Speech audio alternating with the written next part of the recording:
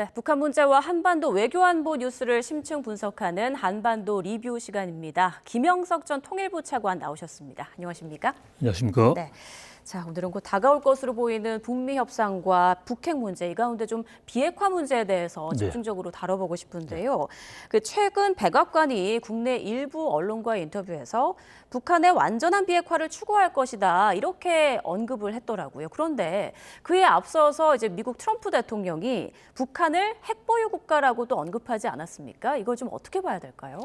일단은 이제 트럼프 대통령이 이제 북한을 핵 국가라고 지칭한 거는 지금 사실상 이제 북한이 이제 50에서 한 90개 정도의 핵무기를 이미 가지고 있다라는 게 이제 전체적인 국제사회의 그런 판단이지 않습니까? 그래서 지금 현재의 그 실상을 이야기한 거고, 그다음에 이제 백악관 NSC 대변인의 말은 그런 현재의 실상보다는 그런 실상은 있지만 이제 북한의 핵무기를 갖는 것을 이제 포기시키겠다. 그러니까 완전한 북한의 비핵화를 추구한다는 게 목표다라는 거니까 얼핏 보면 서로 이제 다른 입장 같지만 이제 트럼프 대통령은 현재의 북한의 상황, 핵무기를 가지고 있는 상황, 그런데 그런 상황을 국제사회가 인정할 수 없다라는 게 이제 미 국무부 이제 미 그 백악관 대변인의 이제 이야기인 거죠. 그래서 여전히 북한의 핵무기를 없애겠다라는 목표에는 변함이 없다라는 쪽으로 이제 해석이 가능하지 않나 싶습니다. 아, 그러니까 북한의 핵무기 보유 실상은 있지만 반드시 포기시키겠다, 이게 미국의 입장이란 말씀이시죠? 그렇죠. 그 목표에는 변함이 없다. 그래서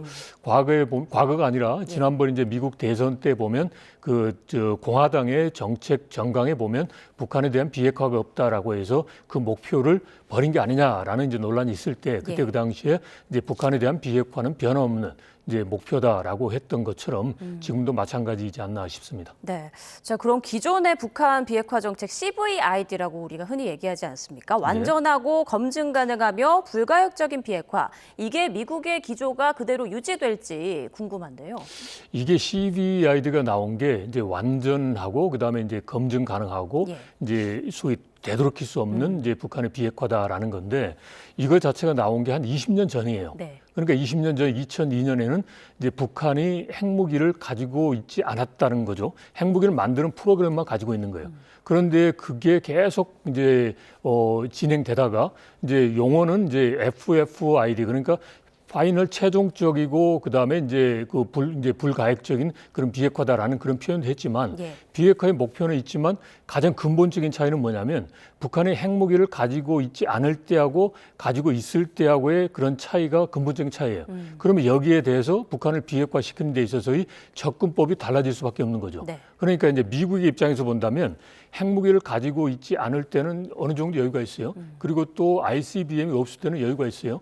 이제 그렇지만 지금은 북한이 핵무기를 가지고 있고 미국 본토를 타격할 수 있는 대륙간 탄도 미사일을 가지고 있다라고 하면 그러면 미국으로서는 이제 우선적인 이제 현저한 이제 급한 위협부터 해소해야 되겠다라는 쪽으로 우선순위가 바뀔 수도 있다라는 거죠.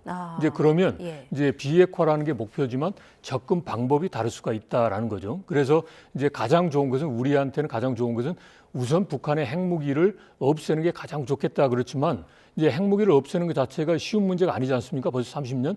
그러면 미국의 입장에서는 핵무기를 없애는 문제라고 하는 목표는 버리지는 않더라도 미국의 위협을 감소시키는 방향. 그러니까 ICBM이라든지 또는 다른 여타의 그런 접근법을 우선할 수 있는 거죠. 그래서 그런 차원에서 보면 약간의 미묘한 변화가 있을 수밖에 없다라는 걸 우리가 인식을 해야 될 것 같습니다. 그러니까 북한의 상황이 바뀌었기 때문에 미국의 어떤 전략도 바뀔 수 있다, 이런 말씀이신데. 전략이 아니고 이제 전술, 접근법이 좀 변화가 생기는 거죠. 그러면 또 다른 그 비핵화 정책을 매개로 미국이 북한을 대화 테이블로 끌어내려는 어떤 전략이 있을 수도 있다고 보시나요? 충분히 가능하다고 생각합니다. 지금 현재 보면 트럼프 대통령이 이런 말을 했어요. 최근에 북한에서 이제 콘도를 지을 수 있는 그런 역량이 많다. 그리고 북한의 해안선이 많다.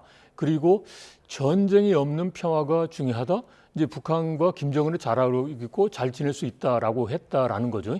자, 그렇다면 이제 궁극적인 목표는 북한의 비핵화다고 하지만 일단은 핵무기를 쓰지 않도록 하는 환경 조성을 이제 도모하겠다. 그리고 그런 과정에서 미국에 있어서 지금 가장 중요한 게 자국의 안전이고 자국의 이익이잖아요. 그런 차원에서의 접점을 찾을 수 있다 그러면 지금 기존에 했던 CVID 틀을 벗어나는 그런 접근법이 충분히 가능하다라고 볼 수가 있는 거죠. 네, 그렇다면 우리로서는 어떨까요? 비핵화 원칙을 고수해온 우리 정부는 앞으로 어떤 입장으로 좀 나아가야 된다고 보세요? 우리 입장이 좀 딜레마인데요. 예. 그러니까 미국의 입장에서는 미국의 위협을 해소는 하죠. 그런데 여전히 우리에게 있어서는 북한의 핵 문제를 포함한 위협은 그대로 있는 거란 말이죠. 그러니까 미국이 자국의 그런 그 안전을 우선한 이제 접근을 했을 때 우리 대한민국의 안전이 소외가 될 수가 있어요. 그러니까 이 부분에 대해서 우리가 끊임없이 미국하고 이야기를 해야 돼요. 그러니까 미국의 위협은 해소되지만 우리의 위협은 여전히 있다. 근데 이것만 가지고 이야기할 수 없단 말이죠. 즉 이제 예를 들어서 북한의 핵을 계속 가지고 있으면 이게 당장은 미국에게 위협이 안 되는 것 같지만 미국에게 위협이 될 수 있다. 즉 핵을 가지고 있는 북한, 그다음에 러시아, 중국이 이게 한 몸으로 움직인다 그러면 동북아에 있어서의 안보의 환경이 변화하고 그다음에 유럽에서 우크라이나 전쟁 보면 이제 세계적인 안보 위협에도 이제 변화를 줄 수 있잖아요. 그러면 이게 궁극적으로 미국의 그런 안보에도 위협이 되고 경제에도 위협이 된다라는 점을 설득을 해서 미국의 군사적 위협만을 대상으로 하지 말고 한국의 위협 부분도 고려해서 같이 병행해서 이제 북한과의 협상이 이루어져야 된다라는 쪽의 접근이 필요하고 네. 이런 과정에서 이제 그걸 할 수 없다 그러면 우리도 자체적으로 핵을 가지고 있는 북한을 상대로 한다면 거기에 상응하는 억제력을 이제 가져야 될 필요성이 있는 거고 그런 과정에서 본다면 여러 가지 이제 수단이 있지 않습니까? 여러 가지 뭐 전술핵이라든지 핵무장 이런 부분에 있어서도 우리가 열린 자세로 이야기를 할 필요가 있다라고 생각합니다. 네, 우리가 미국도 설득해야 하는 그런 상황인 그렇죠. 건데, 자, 북한 입장을 좀 보면 앞서 뭐 제가 소식으로 전해드렸습니다만 미국과 대화는 할 수 있지만 비핵화 협상은 안 하겠다 이런 뜻으로 좀 보이거든요. 지금 네. 김정은 위원장이 뭐 핵시설도 방문하고 핵무기도 한계를 두지 않겠다 이런 입장을 밝혔는데 지금 북한의 의도는 어떻다고 보세요?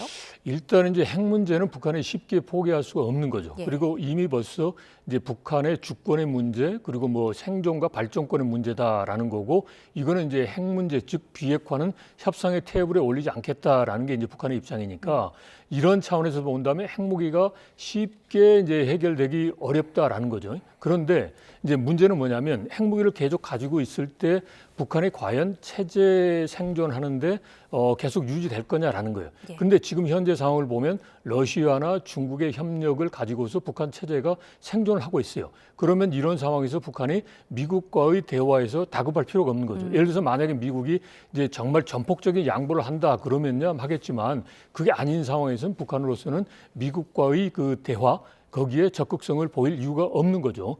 이제 그런데 이제 문제는 뭐냐면 김정은의 입장에서는 이게 고민입니다.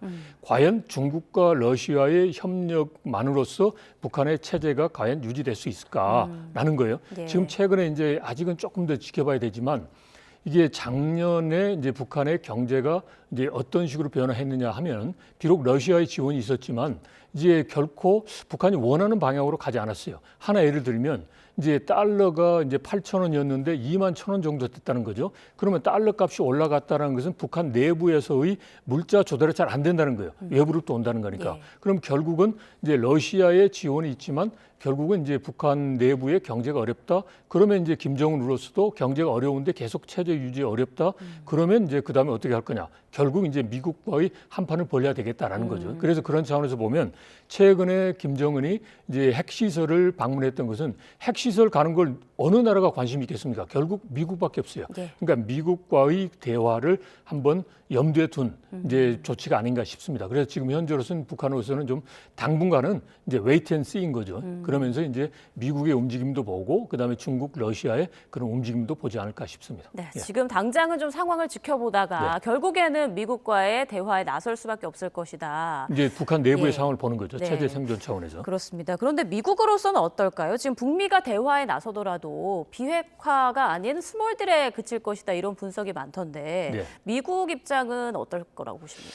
이게 최근에 보면 예. 그 루비오 미국의 국무장관이라든지 D&I 이제 후보자들 입장에서 보면 기존의 접근법이 틀렸다. 그러니까 제재를 가지고서 북한을 변화시킨다는 것은 이제 실패했다. 실패라는 표현 안 했지만 그런 쪽으로 갔고 그리고 뭔가 다른 방법을 써야 되겠다. 이제라는 이야기를 했습니다. 이제 그러면 지금 현재 기존의 제재를 통해서 CVID 했던 것 뭐 이거에서 이제 뭔가 다른 변화가 있을 거고 그 다음에 또 하나는 뭐냐면 이제 북한을 상대로 할 때 미국이 가장 우선이 되는 것은 미국에 대한 위협을 해소하는 게 우선이다라는 거죠. 그러면 이제 우리가 여러 가지 우려를 하지만 결국은 미국에게 당면한 위협을 해소하는 소위 말하는 스몰 딜이 이제 이루어질 가능성이 이제 매우 높다라는 거니까 예. 이제 그런 부분에서 우리도 이제 대비를 해야 되는데 일단 중요한 게 스몰 딜이라고 해서 아까도 말씀드렸지만 미국의 이해관계를 우선하지만 그렇다고 해서 완전한 비핵화를 포기하는 거 아니잖아요. 그러니까 이런 부분에 대해서 우리가 외교적인 협력을 하면서 이제 궁극적인 비핵화 그리고 비핵화에 있어서 가장 중요한 것은 비핵화만 했다고 해서 북한의 위협이 끝나는 게 아니거든요. 결국 북한을 개방의 사회로 변화시켜야 되는 거니까 그런 차원에서 본다면 북한을 어떻게 좀 개방을 해서 북한이 핵을 내려놓고 핵을 쓰지 않도록 하는 환경으로 만들어 가야 되겠다. 그런 과정으로 이제 소위 국제사회가 북한을 좀 인게이지먼트 한다고 그럴까요? 이런 쪽으로 좀 변화시키는 그런 노력을 기울이는데 우리가 외교적인 협력을 할 필요도 있다라고 생각합니다. 네, 예. 마지막으로 이 부분을 좀 여쭤보겠습니다. 네. 지금 어떤 방법으로도 북한 비핵화가 되지 않고 있고 예. 지금 30년 동안 그 비슷한 상황이 계속 되풀이되고 있는 그런 예. 모습인데 이렇다 보니까 한편에서는 소모적인 대화는 더 이상 필요 없다. 우리도 자체 핵무장을 하자 이런 목소리가 나오고 있단 말이죠. 이 부분에 대해서는 어떻게 일단 생각하세요? 이제 핵이라는 것 자체를 무시할 수는 없잖아요. 예. 그러니까 핵에 대응할 수 있는 그런 그 우리가 억제력을 가지고 있어야 되죠. 그럼 그 억제력에는 자체 핵무장도 이제 포함이 되는 거고 그런데 이제 그런 핵무장 하는 것 자체가 현실적으로 어렵지 않습니까? 그렇다고 해서 포기할 건 아니고 그런데 저희는 이제 이걸 같아요. 계속 이런 억제력을 발휘해서 북한의 핵을 사용하지 못하도록 하는데 예. 중요한 것은 군사적인 방법으로서만 이 문제를 풀려고 하지 말고 포괄적이고 다른 방법도 동원하자라는 거죠. 결국 이제 북한이 이제 핵무기를 가지고 있더라도 국제사회하고 이제 개방해서 체제 생존을 하기 위해서는 핵무기를 내려놓거나 사용하지 않도록 하겠다라는 그런 이제 결심을 가질 수 있도록 우리가 이제 북한과 끊임없는 그런 이제 인게이지먼트를 해야 되는 거고 그런 차원에서 가장 중요한 게 그냥 당국 간의 힘으로서만 하겠다라는 것보다는 국제사회라는 민간이 이제 나서서 이제 북한과의 끊임없는 소통을 통해서 북한 사이가 좀 더 연성화될 수 있도록 하는 이제 그런 차원. 그래서 이제 북한의 당국도 그렇고 북한 주민들도 그렇고 지금의 그런 경직된 사고에서 벗어날 수 있도록 하는 그러한 그 집중적이고 포괄적인 그런 그 노력이 필요하지 않나 싶습니다. 네, 그러니까 단순한 힘이 아닌 협력과 소통으로 이 문제를 네. 풀어나가야 한다. 예. 이런 말씀이시군요. 알겠습니다. 지금까지 김영석 전 통일부 차관과 함께 북한 문제 짚어봤습니다. 고맙습니다. 예, 고맙습니다.